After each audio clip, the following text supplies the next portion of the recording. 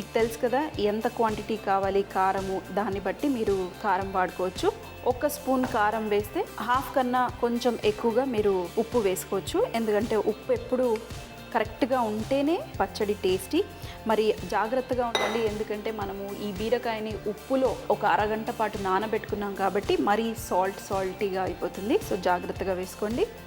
అలాగే ఇందులో half tea spoon మెంతి పొడి, చిటికెడు జీరా పొడి, అలాగే చిటికెడు ఆవపొడి. మామూలుగా అన్ని పచ్చళ్ళల్లో మనం వేసుకునేదే. ఇప్పుడు ఇవి మిక్స్ చేసుకుందాం.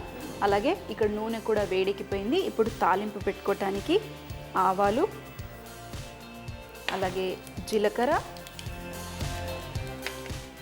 ఇందులో కాస్త వెల్లుల్లిపాయలు, నాకు ఎప్పుడు పచ్చళ్ళలో చాలా ఇష్టం.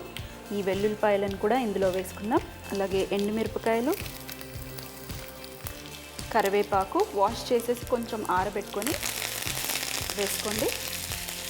కాస్త వేగనిద్దాం.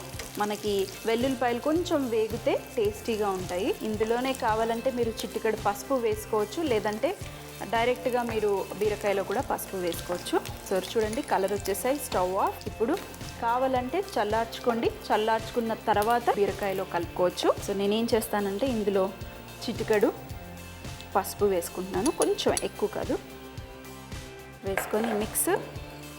అలాగే నిమ్మరసం.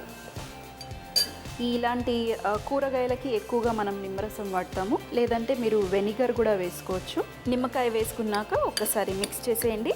ఆ తర్వాత ఈ తాలింపుని కొంచెం చల్లారింది, మరీ వేడిగా లేదు. ఇప్పుడు దీంట్లో వేసేసుకుంది. ఇది కాస్త నిలవ పచ్చడి కాబట్టి నూనె కొంచెం ఎక్స్ట్రాగా వేసుకోండి.